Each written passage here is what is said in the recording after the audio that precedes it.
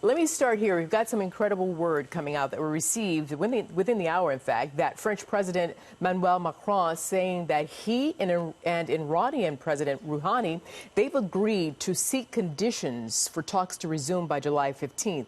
Talks, as you well know, regarding the Iranian nuclear deal. What does this development signal to you, John? Well, it's consistent with what we've seen out of Europe in the past. European governments very, very much want to salvage the JCPOA, the nuclear deal.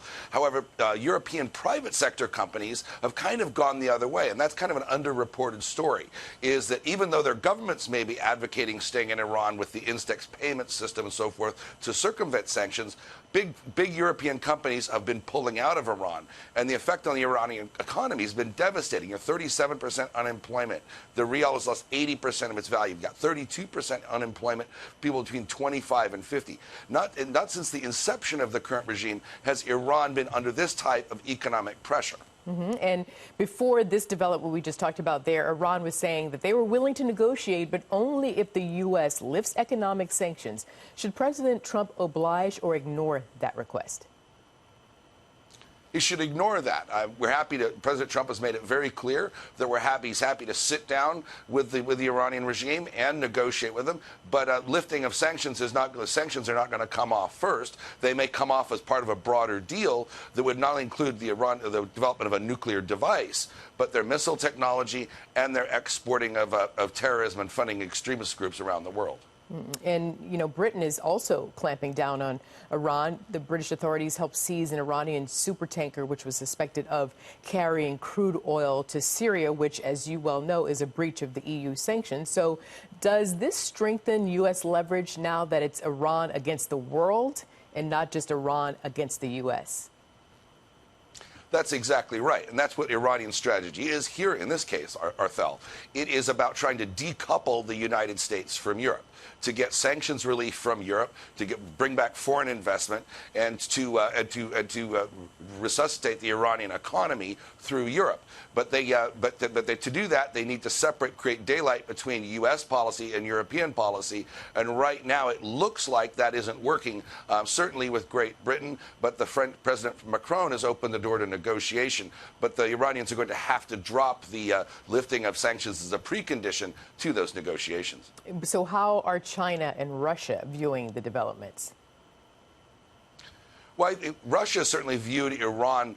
Iran was certainly helpful to Russia in Syria. But one wonders exactly how helpful they are now. It's telling that the Russians refused to sell Iran the S-400 missile system. China is a little bit of a different story. Keep in mind, China imports over 80% of its oil from the Middle East, and almost all of that traverses the Straits of Hormuz. If there is a price spike in oil, that presents yet another challenge to an already struggling Chinese economy. So the Chinese really don't want this to escalate because it would exacerbate some of their current economic challenges. Hey, John, do you think it's necessary to completely scrap the existing 2015 Iranian nuclear deal? Yeah, and here's kind of why. The deal and Iran was complying with it, only dealt with the development of fissile material, enrichment of uranium, to create the warhead part of a nuclear bomb. It did not in any way address or arrest the Iranian missile program, the parallel technology of building a delivery system. Keep in mind that historically cost America and the Soviet Union far more and was far more technologically challenging than developing the actual bomb. But the Iran nuclear deal did nothing to arrest that. It did nothing to arrest or halt Iranian efforts to fund, Hezbollah, Hamas, and various other groups that were making trouble throughout the Middle East. So give me 30 seconds on this one. If there should be a new deal, what deal point should be included in the improved Iran nuclear agreement? And would the other signatories jump back in, do you think, or agree with the new documents?